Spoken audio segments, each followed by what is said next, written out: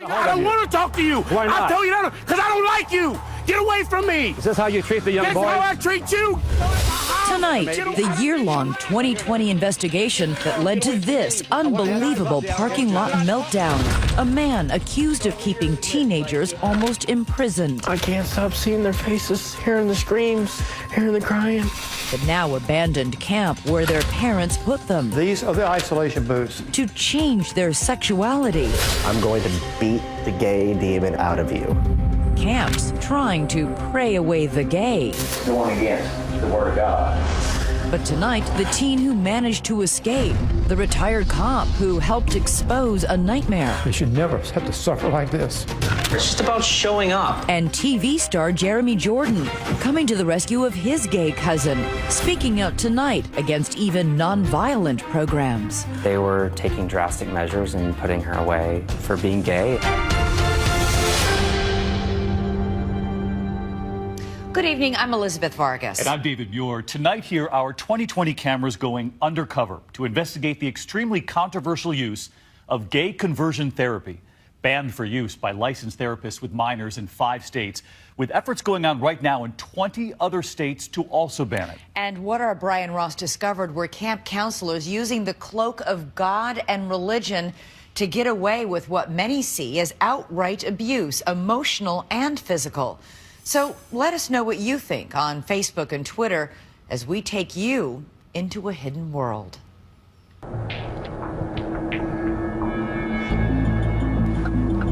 In 3/4 of a mile, turn left onto County Road 87. I know we talked on the phone previously. Yes, ma'am. And you know that my main concern is that my son believes he's a homosexual. Take a slight left turn onto Brewer Road. We found what we were looking for down a county road in Alabama, the Blessed Hope Boys Academy. Where's Brother Gary? Brother Gary. Okay, thank you. A place where a Christian pastor will tell our 2020 undercover investigators that with a Bible and sometimes a belt, he knows how to deal with teenagers who consider themselves gay. So nice to meet you. It's going against the Word of God. It is not biblically right. It is just one of a number of places discovered by ABC News in a year-long investigation, some operating with brutality and others with just therapy, practicing a notion denounced by leading medical groups that gay teens can choose to change their sexuality. For every camp like this, there are 100 more that nobody knows about, that nobody's exposing on TV. Including one place run by men who call themselves Christian pastors with a track record of cruelty. These are not religious people. These are people that are using religion as a weapon against these kids for further abuse. The first leads in our investigation came months earlier from 2 gay teens who say they had been held against their will in so-called Christian camps or academies.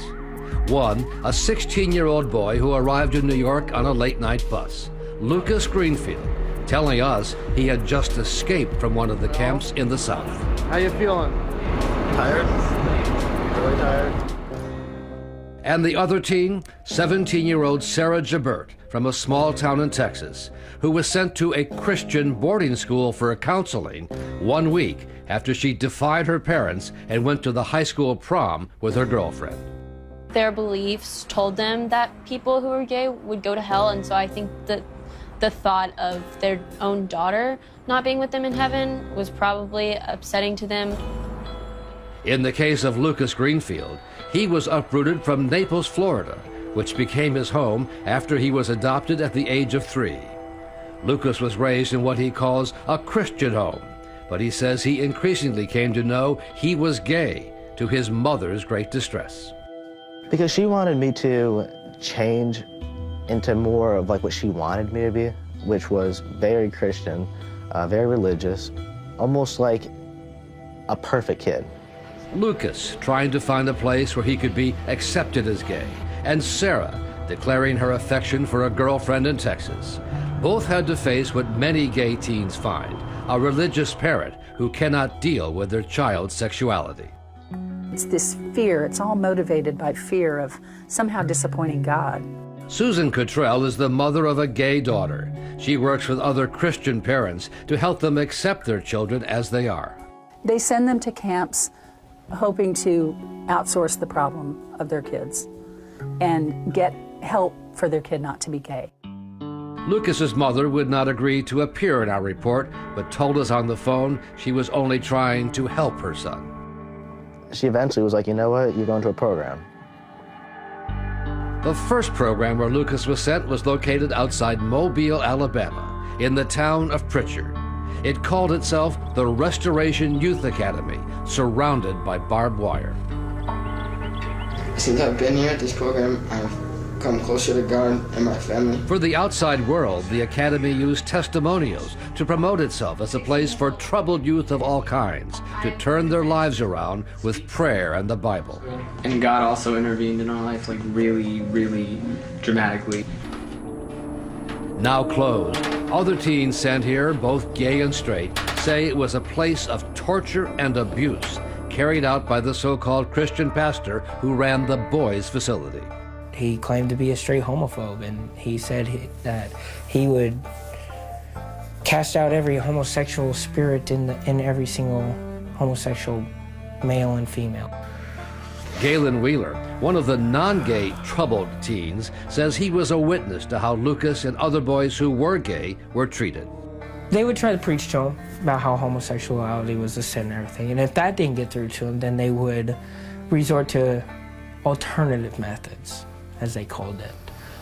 Isolation, beatings, getting whipped with a belt.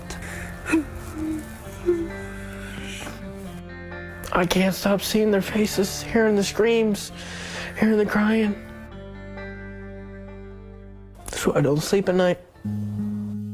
Lucas was only 13 years old when he says his mother left him here in the hands of the pastor, whose brutality would emerge once she left.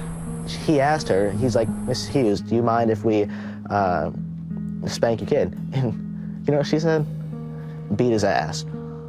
And did that happen? Oh yeah, it happened. Even worse, Lucas says, were these so-called isolation rooms, where he and others were left for long stretches of time. I only got let out about once a day to go to the bathroom, and sometimes they wouldn't feed you the 3 meals they were supposed to. So this is worse than any prison in this country. Oh, yeah. Prisons have laws and things they have to follow. This place, it was unlicensed. Nobody really knew it existed. But it turns out someone did know it existed. This Pritchard police captain, Charles Kennedy, who drove out here after a call from the concerned parents of another boy and discovered what he would call pure evil. And I thought, my God, he is here. Lucifer is here doing business in our city with these children. 450 miles away, outside Hallsville, Texas, this is where Sarah Jabert says she was also being held against her will, a Christian facility that claims it helps gay teens. Like Lucas, Sarah felt powerless to resist what her parents had arranged. I was kind of in shock for a minute, and then I started yelling at them, and I told them that they couldn't do this. But they did, and she says she was told she would be kept here for a full year.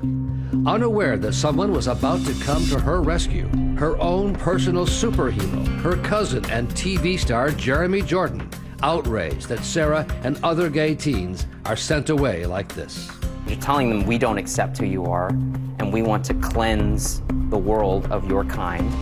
The TV star and his effort to rescue his lesbian teen cousin. I don't want to talk to you. The brutal pastor in Alabama who beat the teens under his control. That's how I treat you. And Lucas's daring escape to help bring down his abusers. When we return.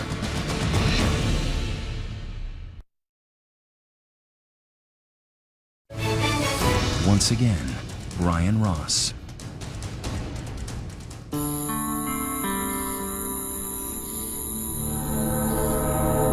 At night, locked into a Christian camp for troubled youth in Alabama, sometimes in shackles and handcuffs, Lucas Greenfield could hear the train whistles in the distance and dream of escape. There's a train really close to there that actually goes to California. thought safety, thought hope, but thought impossible. I would have done anything to get out of there. Anybody would have.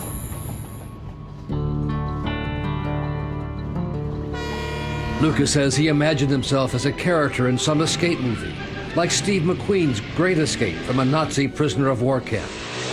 I'm gonna really miss you boys. Like Ice Cube escaping to fight corrupt politicians.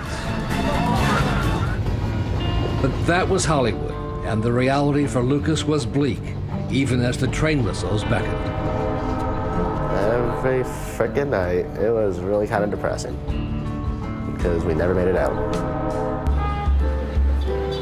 1 year after we first met him, a lost teen sent away and punished for being gay, Lucas was now 17, a young man with a new look, but still struggling to get over what he had been through.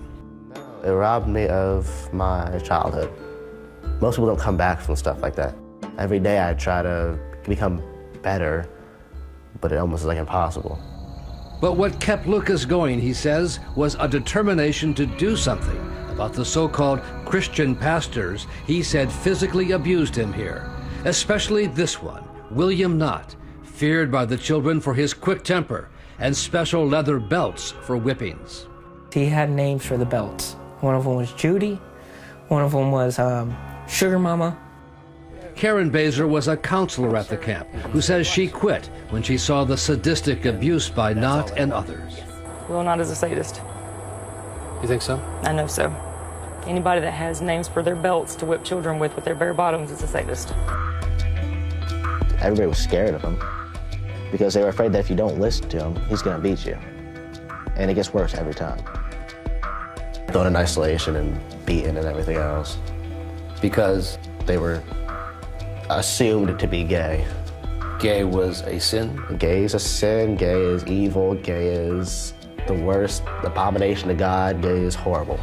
Knott refused our request to talk about the allegations, so we tracked him down, catching up with him in a restaurant parking lot, where we saw for ourselves how this Christian pastor reacts to someone he does not like. I don't want to talk to you. Why not? I'll tell you that because I don't like you. Get away from me. Is this how you treat the young boys? This is how I treat you. Get away from me. Is this how you treat the young boys? Get away from me, sir. Court documents obtained by 2020 show that before Knott came to Alabama, he was accused in a lawsuit of what a judge called medieval torture at another Christian boys' academy for troubled youth, this one in Mississippi, including reports he used an electric cattle prod. You don't have a right to do this. I have a right to ask you a question, sir. I want to ask you, if I deny, what did you do to those young boys? Knott did not know it at the time we met him, but he was about to be taken down, and it would be with the help of Lucas Greenfield that it happened. So you were thinking, I'll get you one day? Yeah, I knew they were gonna get what's coming to them eventually.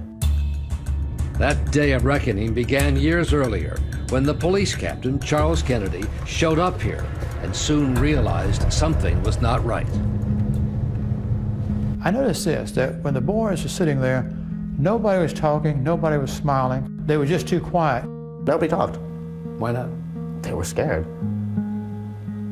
So he went around asking everybody for information, and they all said, sorry, I can't help you. But when he returned, some of the children slipped handwritten notes to Captain Kennedy, pleading for help. I've seen people get slammed, choked, and hit. Before it's too late, no one should be treated like this.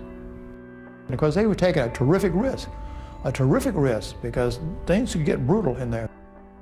These are the isolation booths. And then Captain Kennedy says he saw on a surveillance monitor in Knott's office a young boy named Austin who was locked in one of the isolation rooms naked because he had apparently threatened to kill himself. I pulled Austin's chair over. I put my hands on his knees. Austin, look at me. What's going on here? He said yesterday, they took me into Knott's office in there. Knott pulled out a .380 automatic pistol and told me that since I wanted to commit suicide, told me to put the gun to my head and pull the trigger. Mr. Ross, you could have knocked me out of that chair with a feather. Kennedy says Knott admitted to it, but said there were no bullets in the gun. I literally almost went cold. I could not believe what I was hearing. I knew then that I had crazy people that I was dealing with. So Kennedy, on his own, working from home, began to investigate pulling up the past court records on Knott, Hey, Ms. Henderson, how you doing? Charles Kennedy. and urging parents and grandparents of some of the other teens who had been sent there to take action. That place just ruined his life. I mean, you know. They've done that. He's not, unfortunately, he's not the only one that's life has been ruined by these people. But then Kennedy told 2020 he ran into a wall of indifference from local officials who were friendly with the pastors. I had been told that if I continued to investigate this thing, that I'd be fired for insubordination. And he says the indifference was present all the way to the State House in Montgomery. Nobody is interested in lifting a finger to save these children from this abuse. None. Zero. Including, he says, the Alabama Attorney General, Luther Strange, who has now been appointed to the U.S. Senate. The Attorney General's investigator, Kennedy says, reported to him that Attorney General Strange was not going to take any action. Mr. Strange's opinion was, quote, these children are out of state and their parents don't vote here, and I don't want the church is mad at me, and so we're not going to take on this issue. I don't know how he possibly could have gotten that word. It certainly didn't come from me. Outside his Capitol Hill office, Senator Strange told 2020 he sent 2 top investigators, but they found no wrongdoing. How could your investigators not find anything? You know, that's a good question, but I have total confidence in their... Was it a full investigation or just a cursory effort? They spent a significant amount of time there, it's my understanding. In fact, it was only several hours at the camp, according to the lead investigator, who told us he never interviewed any of the boys. With no one able or willing to act, the camp continued to operate for more than 3 years. Its teen captives locked up and beaten, they say, on a regular basis. My mind kind of just like shut off. It was just like, okay, well, I'm done. But then, with Captain Kennedy still on their case, the Academy left the town of Pritchard and moved in with a local church under a new name inside the actual city limits of Mobile. And it only took one parent to complain to the Mobile Police Department before officers moved in. Now, it was William Knott and 2 other pastors who were in handcuffs, charged with child abuse. And the teens inside, including Lucas, were free, finally. I live here, and this is a humiliation and embarrassment to think that we have tolerated this. When we come back, the TV superhero Jeremy Jordan and his lesbian cousin Sarah, what it took to gain her freedom.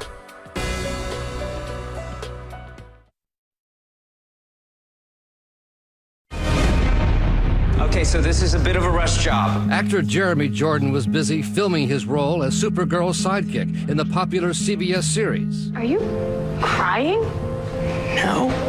When he got some news that would affect him. The news about his 17-year-old lesbian cousin Sarah, who had been sent away by her parents. They were taking drastic measures and putting her away for being gay, and she was terrified. It's a cry for help? Yeah, of course.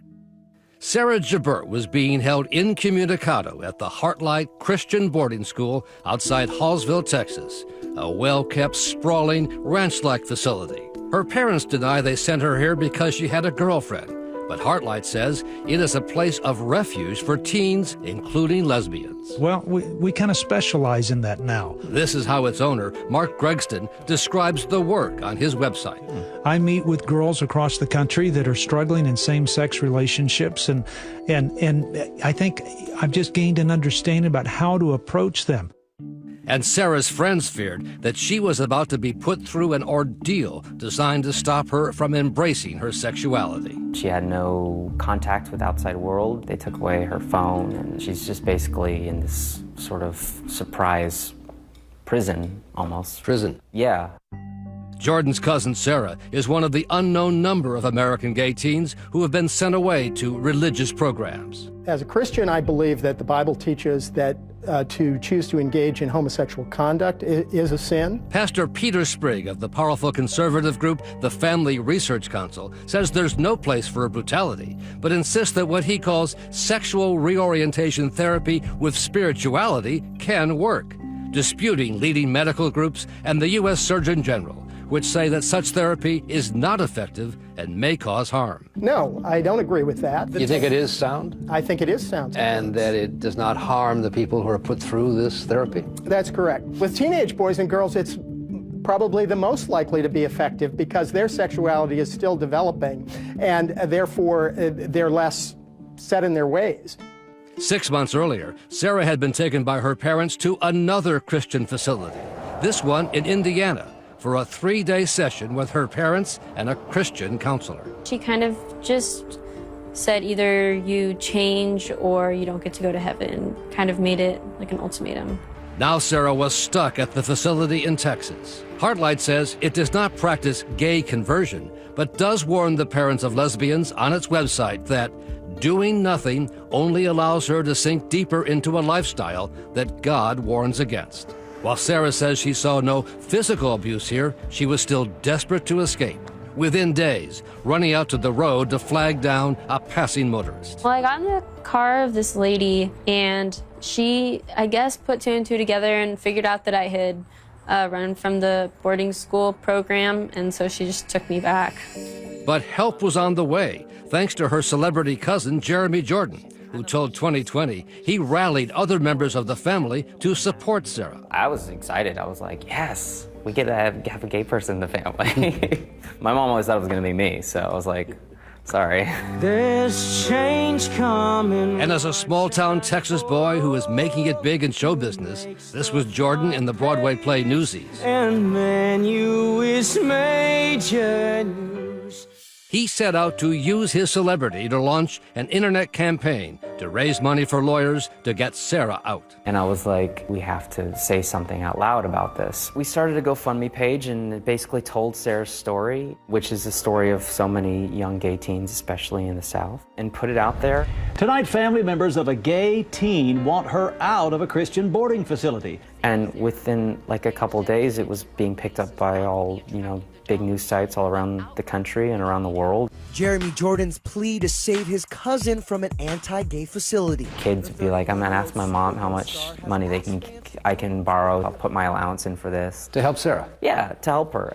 But there were also those angry about what Jordan was doing to help his gay cousin, against her parents' wishes. I can't believe that you are going against this girl's parents. In a statement to 2020, Sarah's parents said the programs they sent their daughter to were loving and could help. Quote, although we do not agree with some of our daughter's decisions, we love her unconditionally and continue to pursue a close relationship with her. It's very insulting to some parents to suggest that if the parent does not think that same-sex attractions are normal and natural and tries to discourage their child from pursuing homosexual relationships, that's somehow unloving. Is there any evidence at all anywhere that works? No.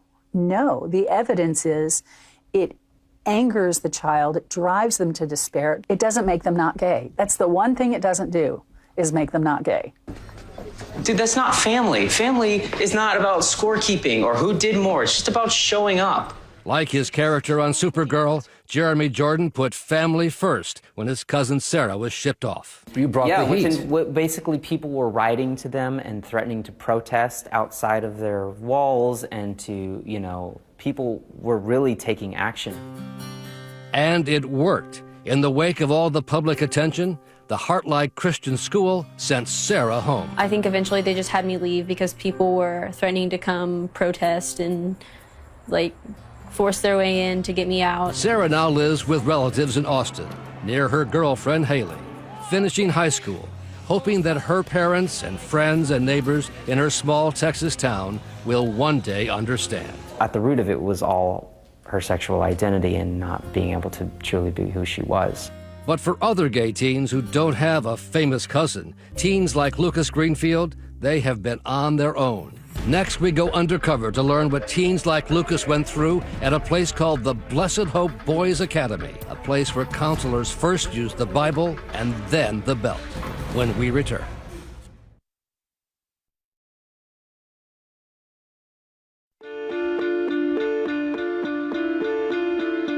With the brutal pastor William Knott now in handcuffs, his so-called Christian academy shut down, Lucas Greenfield was sent back to his mother in Naples, Florida, more firm than ever that he was definitely gay, to the outrage of his mother.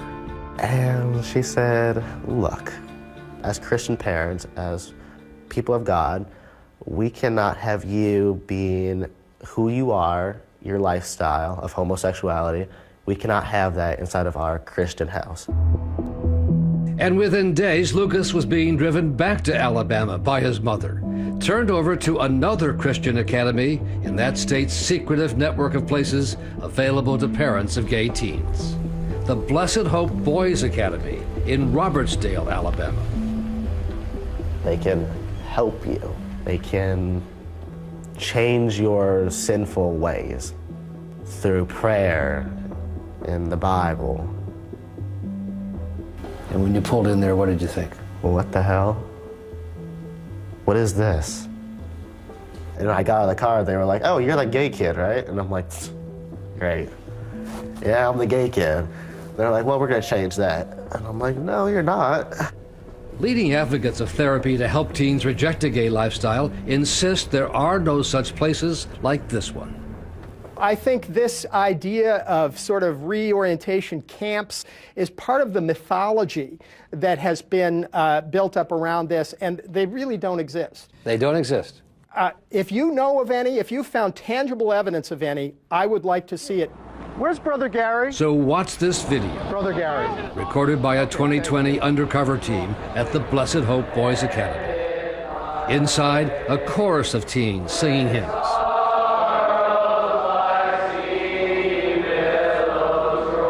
Our undercover team included the actual mother of a gay teen from Washington State, accompanied by ABC News producer Brian Epstein. They arrived to meet with the man who calls himself Brother Gary, Gary Wiggins, the executive director of the so-called Academy for Troubled and Disenfranchised Youth. I know we talked on the phone previously. Yes, ma'am. And you know that my main concern is that my son believes he's a homosexual. Mm-hmm. I've had some boys that come in the program before that the parents have told me the same thing you've told me, that he says he's queer. One way or another, we're going to get a handle on it. You know, this boy here claims to be homosexual. And I don't know if he is or not. During his preaching, sometimes Brother Gary would say to the boys, "That's just queer. What are you, queer? You faggot, son?" One former teacher, Rodney Pinkston, said he warned Lucas when he arrived to be very careful around Brother Gary. I said, well, Brother Gary doesn't like the fact that boys would be that way with other boys here. If you are that way, don't do anything. But Brother Gary told us he had a huge record of success with his methods. So you get quite a bit of feedback then on how successful this line of redirection is? Yes, I do. And what is your success? If I had to guess out of 100, I'd say probably 80. So what do they do to try to convert you? The Bible. Read these passages about how wrong homosexuality is. Write this down 100 times. It's one of the great sins of the flesh. It's evil. It's not right. You know, it's not right. It's going against the Word of God. It is not biblically right, and no matter what he says or what anybody else says, it's not right. If you ever want to have a relationship with your parents again, you're going to drop this choice that you made. You made the choice to be gay, so now you need to make the choice to go back to being straight.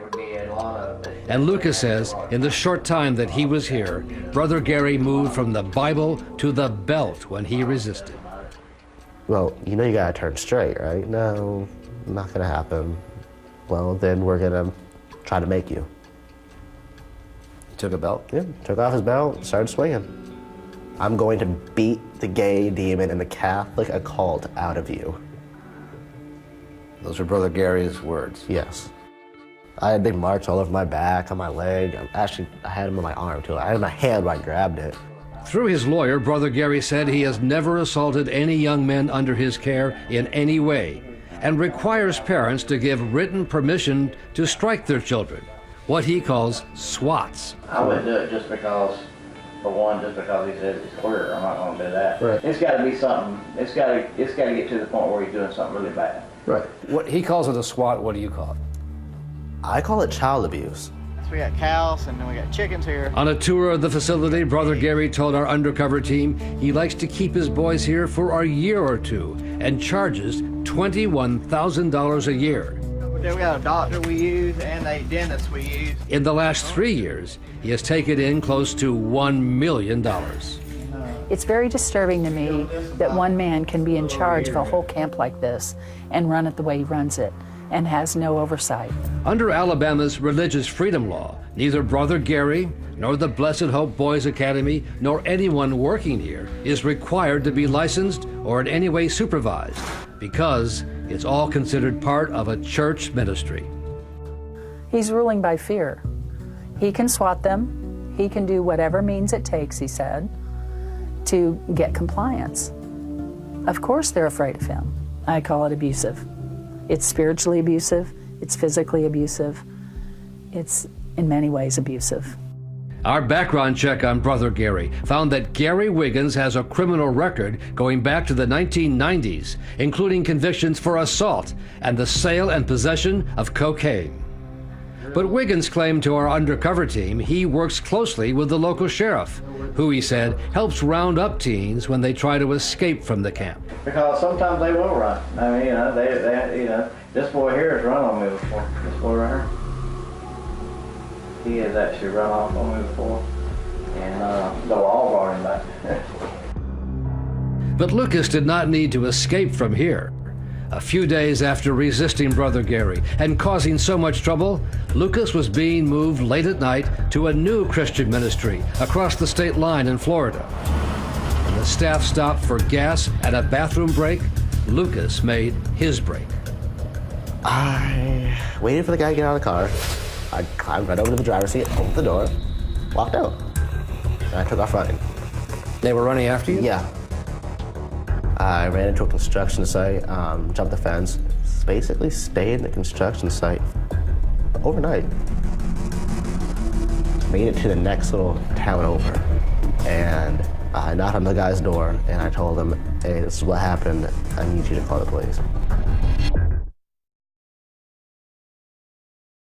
I'm Brian Ross from ABC News. When we first met William Knott, he showed us the hair-trigger temper that so frightened the teens under his control. We've been trying to get a hold of you. I don't want to talk to you. Why not? I'll tell you that because I don't like you.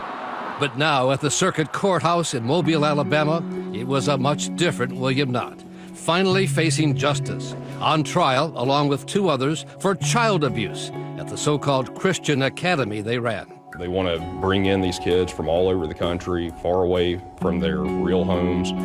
They keep them there through abuse and coercion. They're making money off of the families. The case was prosecuted by Assistant District Attorney Keith Blackwood. This case is very important for Mobile County and for Alabama and really the country, because these types of quote schools, and I use that very loosely, but these types of places seem to pop up all over the place.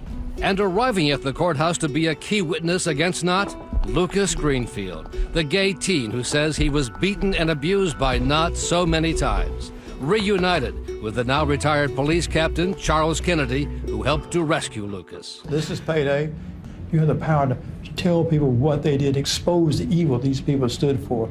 Lucas and 5 other teens, gay and straight, took the stand, coming face-to-face with the man who they say so abused them. Was it difficult to face down Will Knott? At first.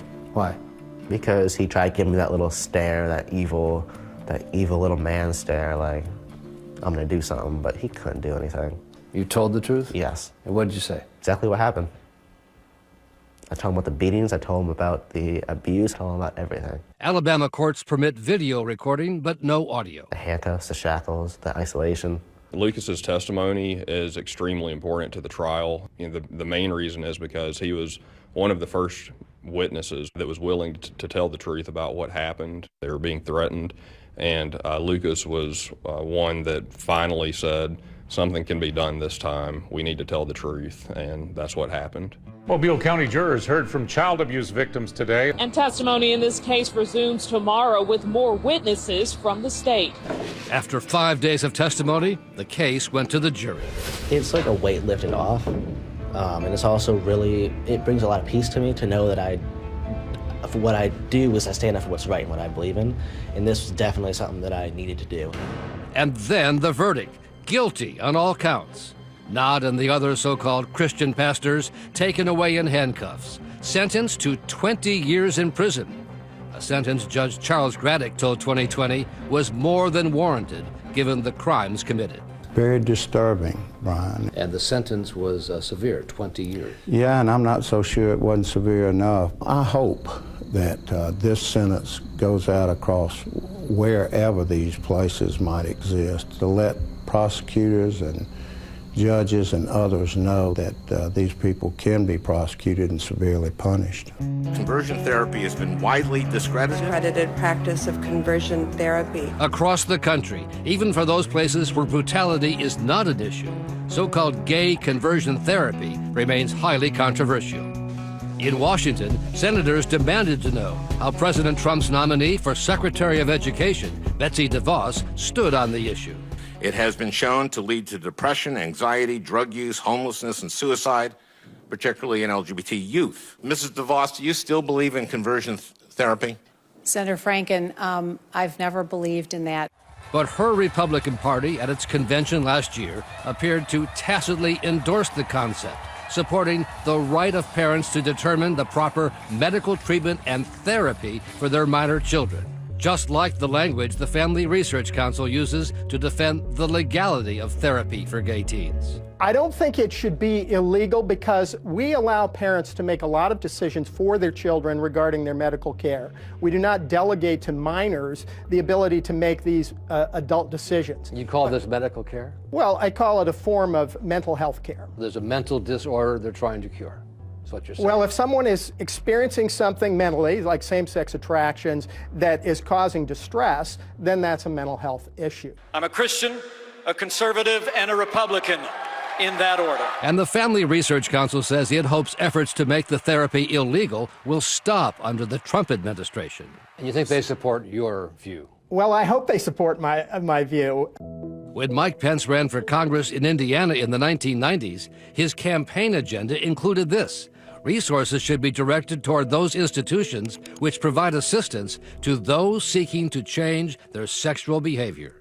According to the vice president's spokesperson, Mr. Pence did not and does not support gay conversion therapy. But it is the continued belief that there is a way to change a teenager's sexuality that led to the places where Lucas Greenfield and others were so abused. Me liking guys over girls, that's what messed up my whole life. Adopted at age 3, essentially abandoned at age 13, and through his ordeal with one brutal Christian pastor after another, there was only one adult Lucas would come to trust. He showed me that there are still good people out there that will do whatever it is necessary to help you. The Alabama police captain who put his career on the line to help, becoming the father figure Lucas wishes he had had. He went beyond being a police officer. He went beyond being a Christian. He went beyond anything. And Lucas did not know it, but as Kennedy worked to expose what was happening, Lucas and others were helping to fill the hole in the captain's heart after the death of his own son, Sean, from a serious illness. I miss him. And in a way, this is a mission on behalf of Sean. That's right. Because children should be treated decently. They should never have to suffer like this.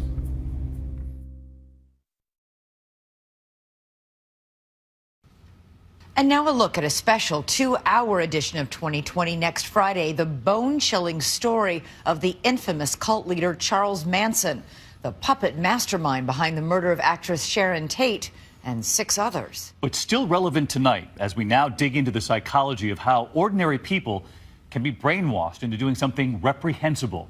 How can they follow the leader with no remorse? He said, the first time I came as Jesus, this time I'm coming as the devil. Every one of you out there has tried to kill me and I'm still here. Ha, ha, ha. Now what? You know, evil is very difficult to kill. Manson has it all. It has glamour and movie stars. Manson's goal in life was to become a bigger rock star than the Beatles. You flatter me with all your attention. I never told anybody to do anything other than what they wanted to do. And if they wanted to do murder, That they was would none of do. my business, woman. I'm not a Sunday school teacher. Everybody likes that evil character they created, you know that guy with the eyes. The door opened, and Charlie Manson looked up at me and said, "You can't leave the group." Have a good day. The Family Manson, next Friday at a special time, 9/8 Central on ABC. This is really going to be fascinating. It's a 2-hour event next Friday starting at 9 Eastern. We'll see you then. In the meantime, thanks for watching tonight. I'm David Muir. And I'm Elizabeth Vargas. From all of us here at 2020 and ABC News, have a great night and a great weekend.